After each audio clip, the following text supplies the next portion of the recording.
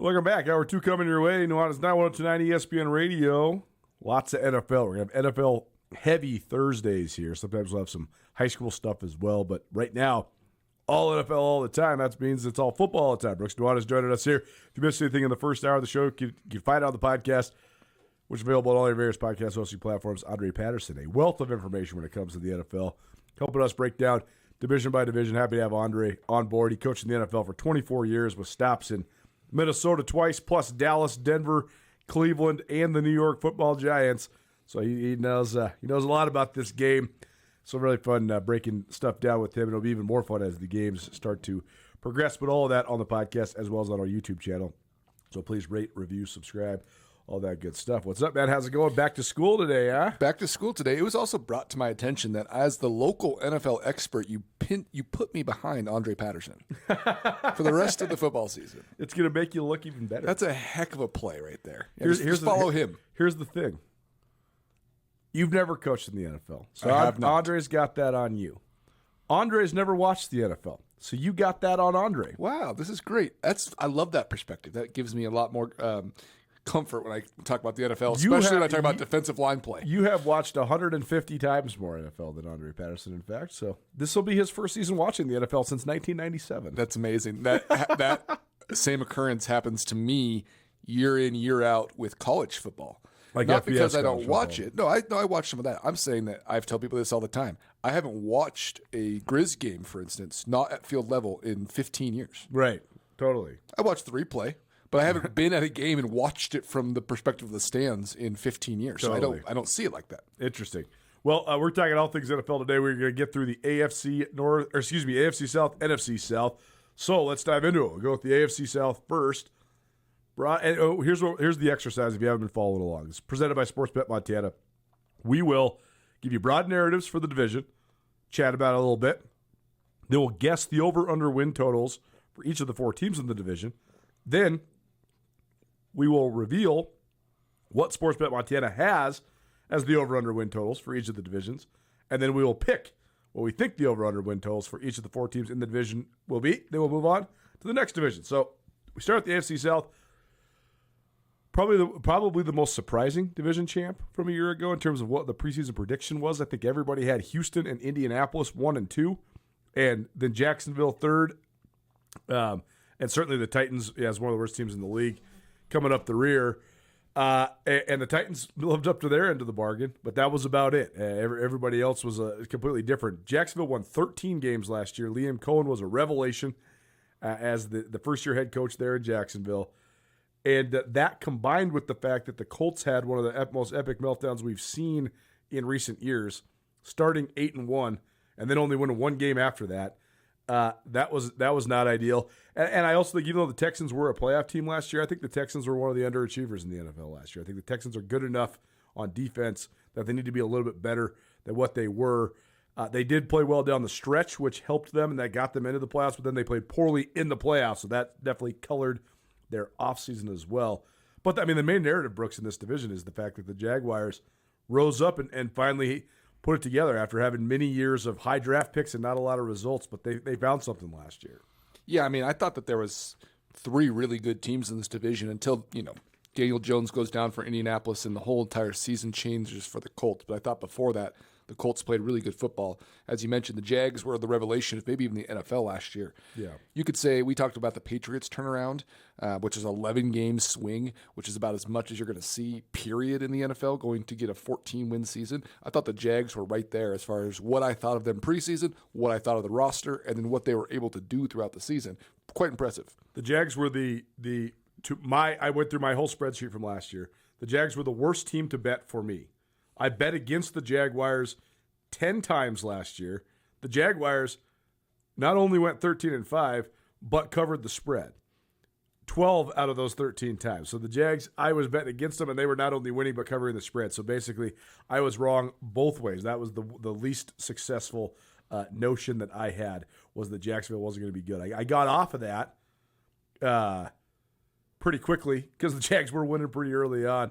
But as Andre Patterson said in hour number 1, when you are mediocre to bad for a long time, but you also have a quarterback that you have decided as a franchise that you are pinned to, eventually it will come around for you unless you just have terrible organizational management. But the Jags were drafting in the top 5 year in and year out. And all of a sudden they get Josh Hines-Allen, and then they get Trayvon Walker, and they keep adding to the defense. And so now you're like, well, at some point, this defense is nothing but first and second round draft picks. They have to be good at some point. And then they figured it out. They were good last year. And then they also got good play out of Trevor Lawrence too, which then helps turn the whole thing around. So maybe if you've been following along to the way the Jags have drafted and managed their roster, maybe it actually wasn't that surprising that Jacksonville was a good team a year ago. Yeah, I mean, I think defensively, as you mentioned, they probably have more household names than you maybe would think. Sure. I think that if you don't think Trayvon Walker and Eric Armstead and Josh Hines-Allen are not household names, maybe you're not watching a ton of defensive line football. Really solid on defense as far as that goes. So I think that helps when you have a relatively explosive offense. I also think that Trevor Lawrence played, as you mentioned, he played good football. I still think that there's a lot left for him to attain. I think that Trevor Lawrence's ceiling is still out there. I don't even know if he's hit the midpoint of what his talent level or maybe what his ceiling actually looks like. Mm-hmm. As we've said on this show many times, Colter, I mean, one of the most heralded prospects at quarterback in the history of football, especially modern-day football. Yep. The high school guy, the college guy, going to national championships, being competitive in the SEC year in, year out, or ACC at Clemson. Trevor Lawrence has always been a guy that could be a top 5 quarterback, but I think last year he probably fit right there in that top 10 quarterback, which then gives you a really good chance to go win football games. We talk a lot about in the NFL, there's a lot of one-score games.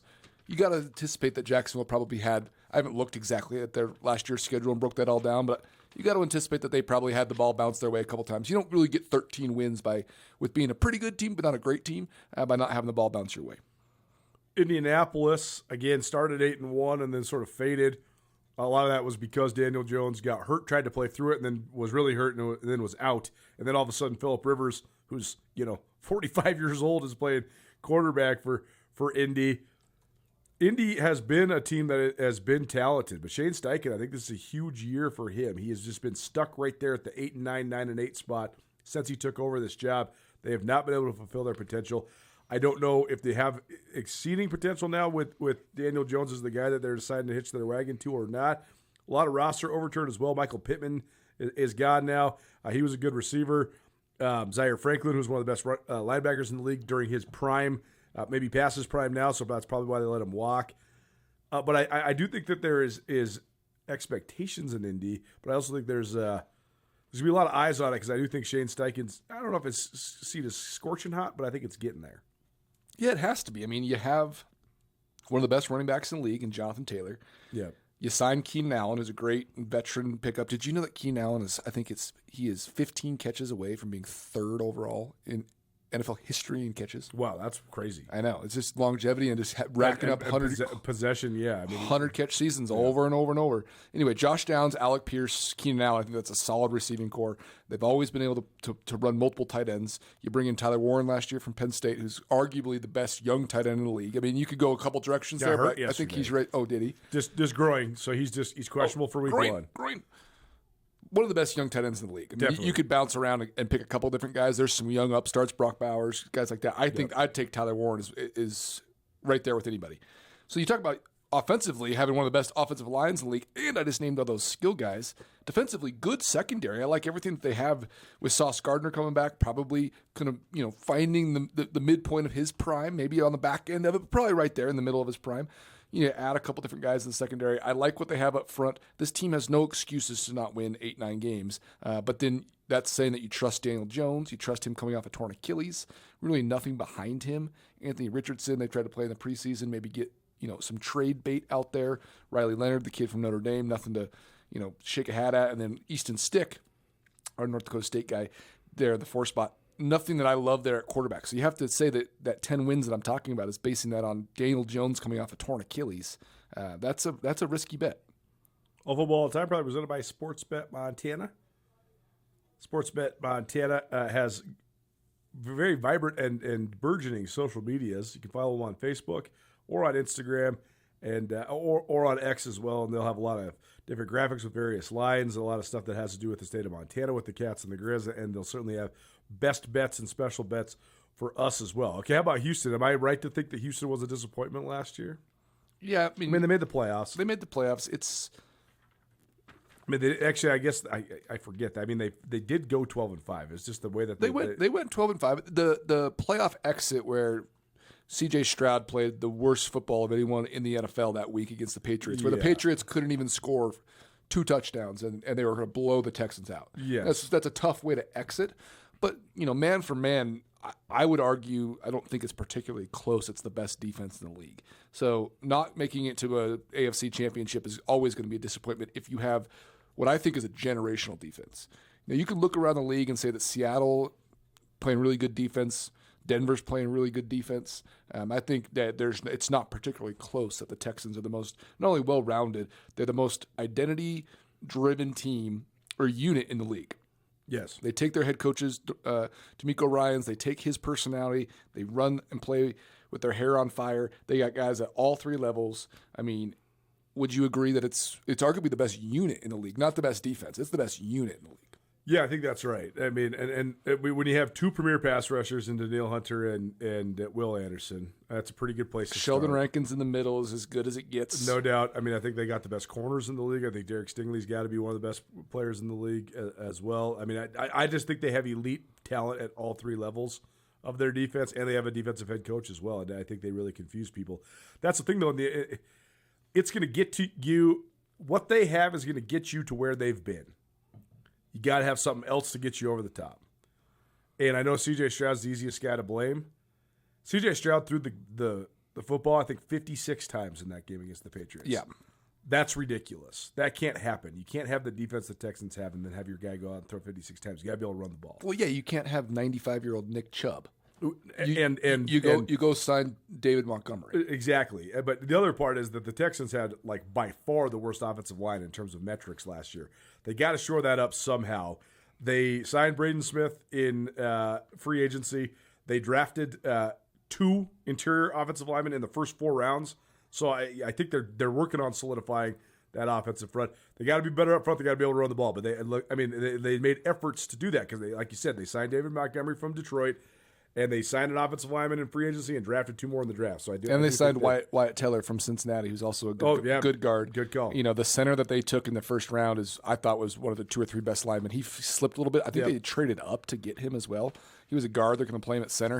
I think he was the best guard prospect in the draft. So smart move there. And then you also have, when you sign David Montgomery, you also have Woody Marks, the upstart out of USC, who I thought was a good player last year. A good, nice spell back, a guy that can be the feature if he needs to be. I like everything they have here. And I also I'm a C.J. Stroud guy. I just thought that, as you mentioned, Colter, they put him in a really bad position last year. They made him play a style of football that is not catered to his skill set. Totally. He's not necessarily a dump and chuck guy. He's not like a dump, throw the deep ball guy. He's more of a rhythm guy, crossing routes guy. Yeah. He's more of like a 10 to 15 yard down the field guy. He's not the moonball Jalen Hurts guy. He's also not the Kirk Cousins facilitator. He's more than that. He's a different style than either of those guys, and one of the more unique styles in the league as far as his skill set goes. But I think he has everything it takes. I see this being the best team in this division, no question. And they need to be, I think, too, just given what they have. I mean, just because of their window.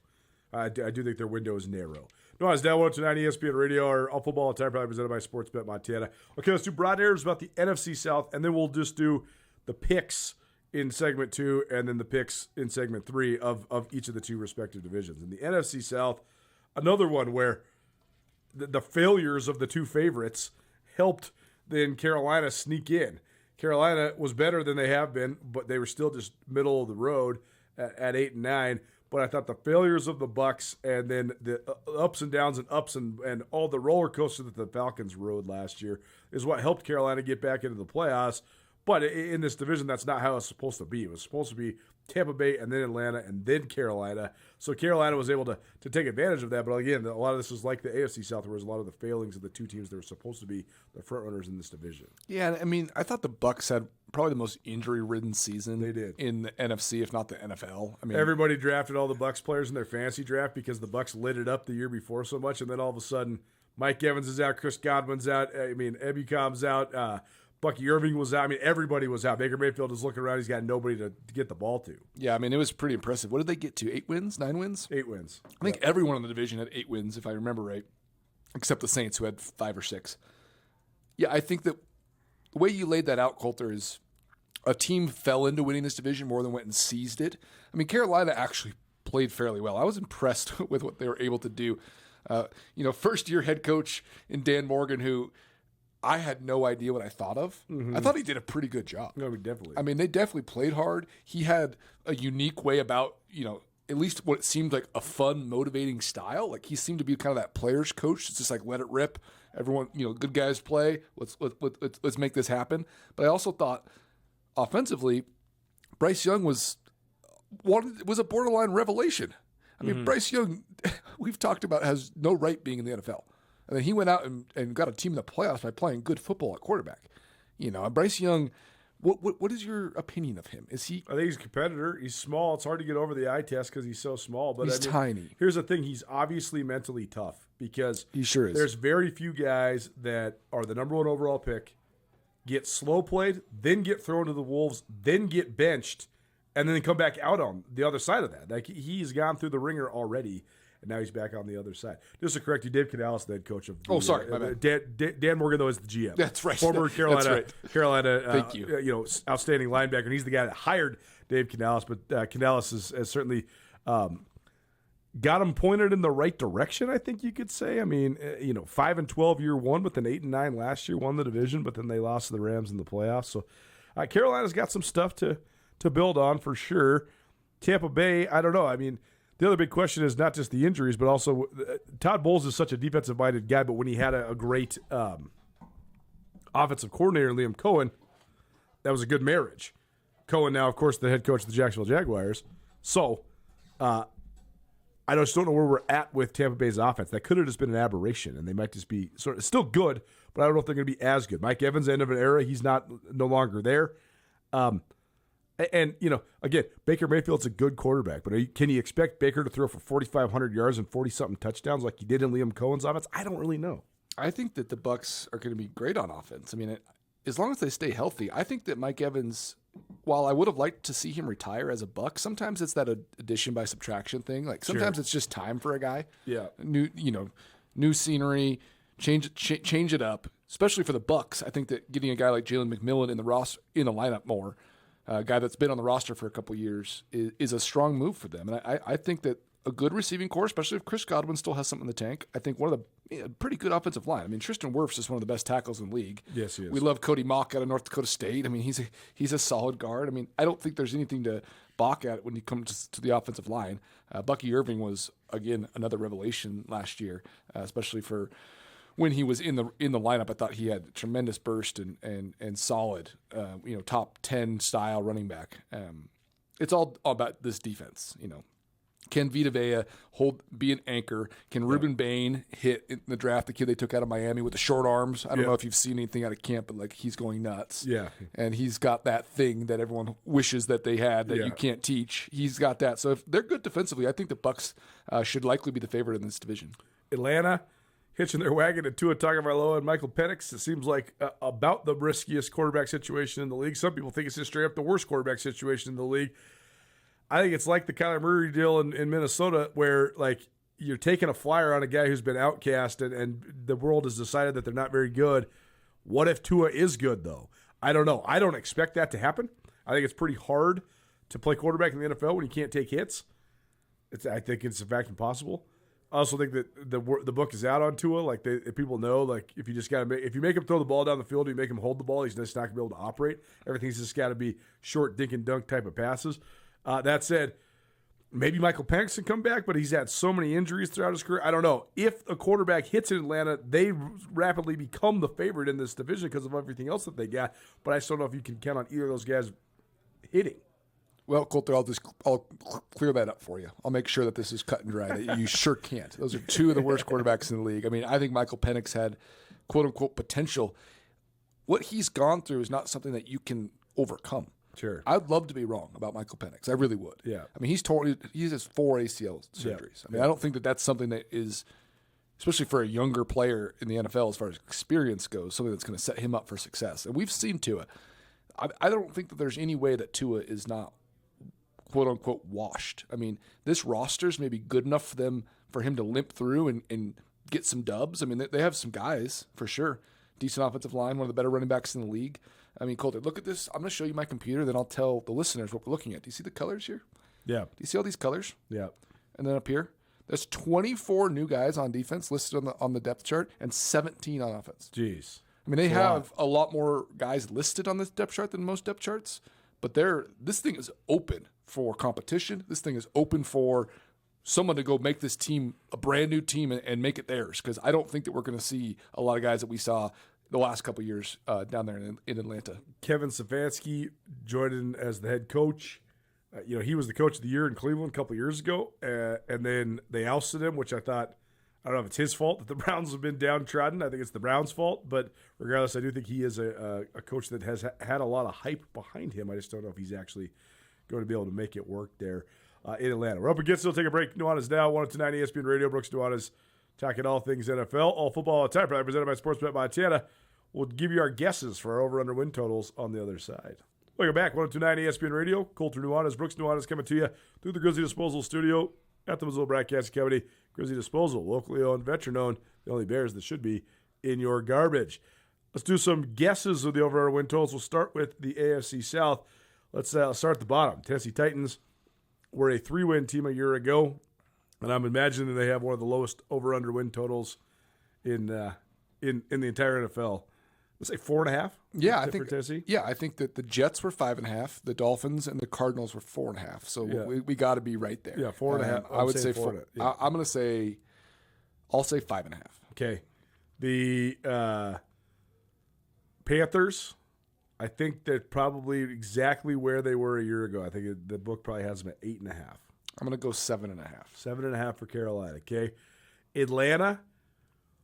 Atlanta's one of the teams that's going to be overrated by the book because the public's going to bet on Atlanta to be good because people still believe Tua can do it, but also because people are obsessed with Bijan Robinson and they're obsessed with Drake London. And those guys are good in fantasy football, which then makes people think the Falcons are going to be good. But they've had good offensive skill guys for several years now, not been anything but just average or below average. Is Tua better than Kirk Cousins? I don't know. I don't think so. I don't think so. Has to be. I mean, maybe. I don't know. I think Atlanta, but I do think the book will overrate Atlanta. I bet you the book has Atlanta at 9.5. Wow. Yeah, I do. No kidding. Yeah, I do. They have so much uncertainty on defense. For sure. Man, I think it's got to be lower. I'm going to say the book, I bet, has Atlanta the exact same as Green Bay and Chicago. No chance. And I bet you that I bet you it's the same, and I bet you people are taking the over. But we'll get to my pick. I think you can already hear my voice, though. I don't believe in those lines. There's no chance. Real quickly, I think that it's not a make or break for both these players, but I think Drake London and Bijan Robinson got to prove that they are those dudes. Bijan's a top 3 running back in the league, and then Drake London's a top 8 receiver. It's like, I don't know if Drake London is there. Bijan has proved it to me. Drake London has not. To me, Drake London's one of the most overrated players in football right now. He's got the skill set. Given what he's getting paid, he's got to. There's a lot of guys that have been more productive and better than him compared to what he's getting paid right now. Now he's getting paid like that. He's got to fulfill it. He's got to do it. I think that the Falcons are going to be 7.5, same as the Panthers, which is projecting them for 8 wins. Okay. Tampa Bay, I think they'll have them at 8.5 as well. I think 8.5 for Tampa Bay. So I have 8.5, 7.5 for Atlanta, 7.5 for Carolina, and 5.5 for Tennessee. I got 9.5 for Atlanta, 8.5 for Tampa Bay, 7.5 for Carolina, and I said 8.5 for Carolina, and 4.5 for Tennessee. Okay, I'm going to be blown away if the Falcons are above what I said. All right, let's do the big reveal. Okay, the big reveal. NFC South here on the ESPN big reveal. Radio. Yes. Okay, feeling better about this. Bucks projected to win the division with 8.5 wins. Wow. So that's saying an implied 9-win season for the Bucks. Okay. Carolina projected at 7.5 wins. So same as last year, 8-9, which will put them second in the division. Saints, 7.5 wins. We didn't say anything about the Saints. Kellen Moore, Tyler Shuck. Maybe they actually have a chance to be a little bit better. Alvin Kamara's hurt. He'll be out for the first month. I heard he's out for the season now. Yeah, it might be. They did sign Travis Etienne, which they changed the pronunciation of his name. It's going to take us a while. His name is actually Travis Achan. Achan. But I'm going to call him Etienne until I get that turned around. So Saints are 7.5, and the Falcons are 6.5. I need to double check this Falcons. Down. They're saying last in the division, huh? 6.5 wins. Wow. Down from your 9.5.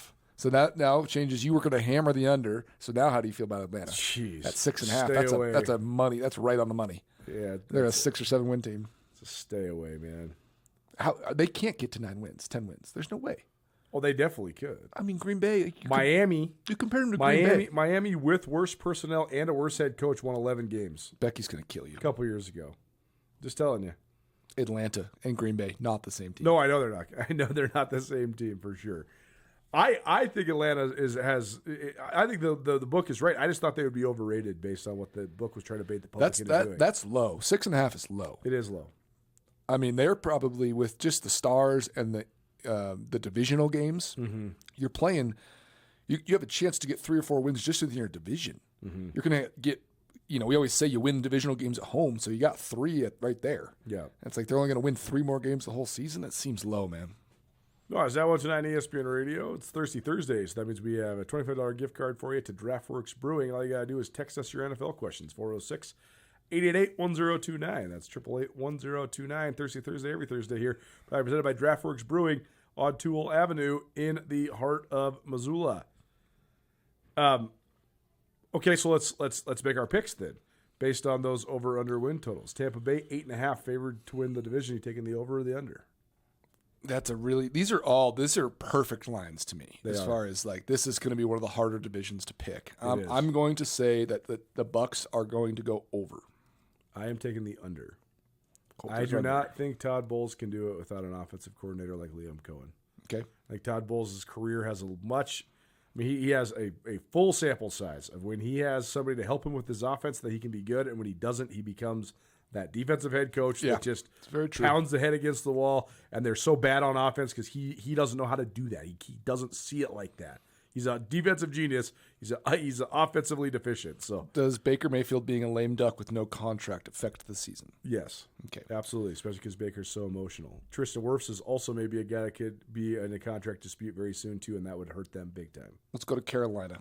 7.5. I'm going to take the. Oh man. You get to go first. I'm taking the over. Over for Carolina. Yeah, I think they take another step. I think Dave Canales is good. I do think Dave Canales is good. Not Dan Morgan. That's funny. I just associate him so much with them. Well, one of their all-time great players, totally. And now he's their GM. He's building the roster. He hired Canales. So, I mean, it's not as if he doesn't have big-time involvement, certainly. I am going to take the over as well. Okay. And then let's go to New Orleans. New Orleans. I think I have thought, this is such a personal bias, I have thought Kellen Moore has been overrated as a football person every second since he has been alive. I think since he was a Boise State quarterback, since he was a Prosser High School quarterback, let alone a Boise State quarterback, let alone the Dallas Cowboys offensive coordinator, to now the head coach of the New Orleans Saints. I just have thought he's been overrated the duration of the time. I liked him as an OC. I don't like him as a head coach. But he had them way better than I mean, I don't know. They were supposed to win no games last year, and they won a couple games, and now they have an over/under win total that's way higher than I would have had it at. Definitely. So maybe I think that Tyler Shuck is completely. Not only that he's underrated, it's that people have no idea who it is. They don't know who he is. They don't know what they see his name. It doesn't look like Shuck. They don't even know how to say it. They don't know who he is. Right. I think he's a good player. Yeah. He's an experienced player. He's an older guy. He's 26, 27. It's 7.5. 7.5. Under. Under as well. And then the Falcons at 6.5. Stay away. It's brutal. Stay away. Gosh. But I'm going to take the over. Wow. Yeah, I'm going to take the over. I love this. I am going to take the under, which is good because this gives us a handful of games that we can play against each other. Yeah. Like we've talked about, we keep track of all this on a big old spreadsheet. Last year we had 9 or 8 different teams that we didn't agree on. So those are kind of our head-to-heads that we can really, base on who won this competition. But we keep track of it all. It's hard to go over 500 on these over-unders, but we're shooting for that this year. All football all the time, probably presented by Sportsbet Montana. we will have plenty of picks and special bets and things like that, but also be sure to follow our ESPN MT social medias. You'll be able to find some good content there, too, about some of these leans and things like that. So follow us on social media. Follow them on social media. Appreciate Sports with Montana for the continued engagement of what we got going on here at Nuanez Now. Take a break. Come back. Talk AFC South. Over under win totals picks. That's on the other side. Welcome back. 129 ESPN Radio. Colter Nuanez, Brooks Nuanez coming to you through the Grizzly Disposal Studio here at the Missoula Broadcasting Company. AFC South over under win totals. Let's guess them. We'll go from the bottom up. Tennessee. I think I'm sitting there at the bottom again. 4.5. Yeah, it's got to be there. Okay. Yeah, I would say 4.5. I'll go 5.5 because the Jets are my litmus test. I think the Dolphins, the Cardinals, the Titans, the Jets are among the worst teams in the league. Yeah. But the Jets were 5.5, and I know that for a fact. So I'm going to say 5.5. Okay, 5.5. Okay. Who do you want to do next? I guess the next would be Colts? Indianapolis. Same as it's been. I'm 7.5. Yeah, I like 7.5 as well. I mean, I think that it would be a big disappointment if this team doesn't win 8 or 9 games. Funniest futures bet I hit last year. The Colts were at 8.5 last year. And you bet the under. And I bet the under. And then they started 8 in a row. And I'm like, well, that bet's going to lose. And then they just eroded, and I won the bet. That's amazing. They had to lose like 9 games, I think 8 out of 9 for me to win the bet, and they did. It's amazing. Yeah, I think 7.5. I'm with you. 7.5 as well. All right. How about Jacksonville? I'm going to say Jacksonville is. It's got to be at least 8.5. I'm going to say 9.5. I'm going to say 10.5. 10.5. That would put them at the group of the best. Yeah, 10.5. There's that top tier. The Ravens are the only 11.5 win over under. And so far we found the Eagles, the Bills, and the Patriots. The Patriots to be 10.5. Yeah, I think the Jags are 10.5. Oh, and the Lions. And so the Lions. You think they're in that group? I don't. I just think that's where the book's going to have it. Okay. And then I think the Texans are going to be at 9.5. Texans are below the Jags. I think the book will have the Jags as the division champion.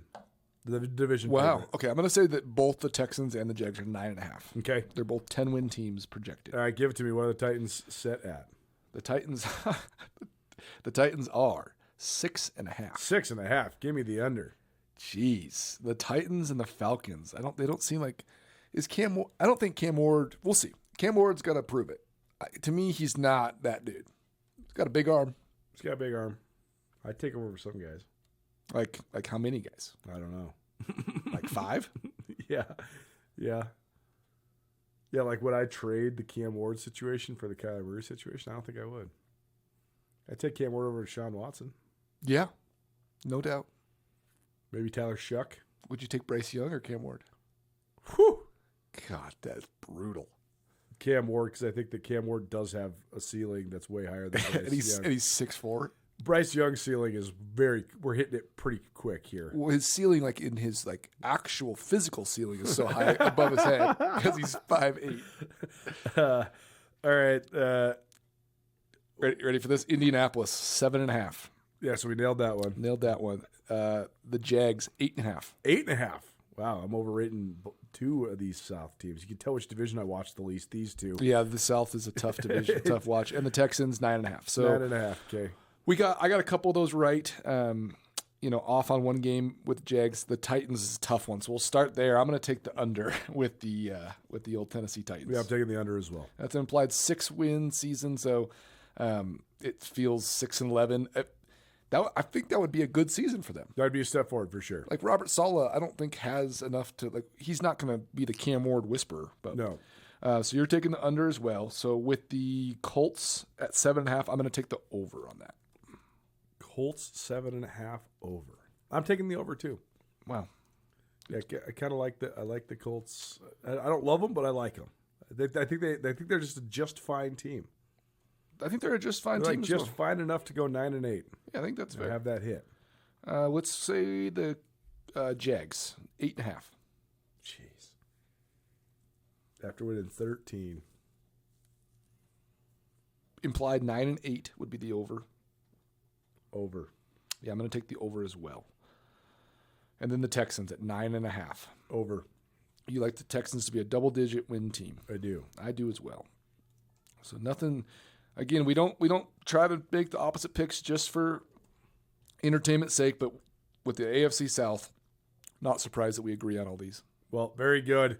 We will keep on rolling for a couple more minutes here, but that's a good little recap of the AFC and NFC South with Brooks Nuanez. We'll head out west for one last one next week with the AFC and NFC West. So excited to get to, I think, two of the best divisions in football, certainly. And I think some of the main Super Bowl contenders reside in both of those divisions. So that'll be fun to break those down. I think we've only had a handful of teams that have had really high over-under win totals. I think we're going to see maybe a whole other handful that have them when we get to the Western teams. I think we'll see 6 teams that are close to double digits. Yeah, I think that's right. I mean, 49ers, Rams, Seahawks, Chiefs, Chargers, Broncos are all elite teams. I think they're all going to be right there.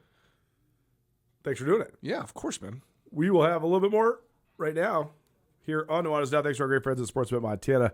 Sportsbet Montana, helping support our NFL conversations all football season long. They go 7-10.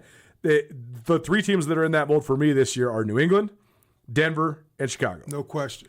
All 3 of those teams won by the skin of their teeth. Question. Denver played 15 one-score games last year, and they went 13-2 in those games. The law of averages says even if you're the best team in the world, you're going to go 10-5 in those games, not 13-2. Well, we were one of those teams. Totally, right? I mean? So, I mean, the last touchdown to win the game, we have 3 defenders around. It was a throw that the quarterback never should make. Mm-hmm. Right? We had one guy behind the receiver and 2 guys coming from the side. And the ball tipped through our guy's fingertips, and he caught it for a touchdown. Unbelievable. Now, 9 times out of 10, that ball's knocked away and we win the game. But those were the things that were going well for them last year. Week 3 or 4, Denver was playing in Indianapolis.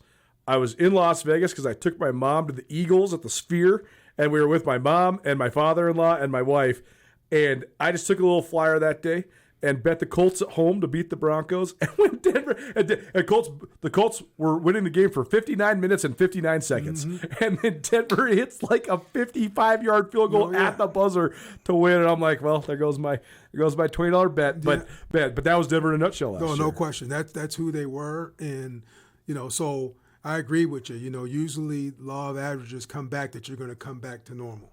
Andre Patterson joins us weekly here on Nuanez Now. I wanted to have him tell some good stories, but we had to get through all the divisions before stuff gets started up.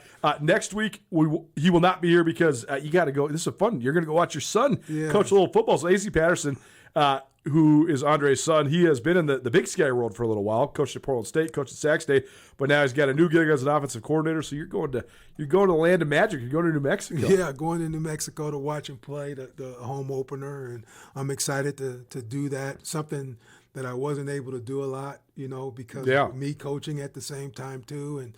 So I'm looking forward to that and seeing what it feels like. We'll certainly reconvene with the NFL season around the corner, and this will be fun. We're going to do this on Thursdays, but next time we do one of these, I think we'll probably just choose to record it after that first game has happened because the NFL opens on a Wednesday with the Super Bowl rematch between the New England Patriots and the Seattle Seahawks. So we'll actually have a game to talk about when that rolls around, and maybe we'll have some story time then as well. But thanks for swinging in, man. Oh, thanks. My pleasure. Hour 1 of the Bucks Hour 2 coming at you. Keep on talking NFL. We'll do the Guess the Lines game with Brooks Nuanez. Don't change that dial. Keep it right here. It's like Grand Central Station around here. With all the comings and goings, we're still trying to figure out how to time it all out perfectly, but we're getting pretty dang close. Only got a minute left. I was going to just carry it all the way through with Brooks Nuanez, but didn't want to go over. That's a bigger pain for the producers than being under. So here we are, taking you home. It is Nuanez Now. If you miss anything in the podcast, you can find it on the Nuanez Now podcast, which is available on all your various podcast hosting platforms. That is available on the new ESPN Daily. It's the same podcast feed you've always subscribed to, but now the Tutel Nuanez podcast and the Nuanez Now podcast will populate there every day. So you'll have 4 hours of sports talk radio content from us here at ESPN MT. Tomorrow we'll hear from Carol, the Chicken Doesn't Know Sports, the debut of the Mondak Show, and we'll hear from Delane Fitzgerald, the head coach of the Southern Utah Thunderbirds as well. We'll see you then. In the meantime, have yourself a wonderful Thursday evening and be good. This has been Nuanez Now, 102.9 ESPN Radio.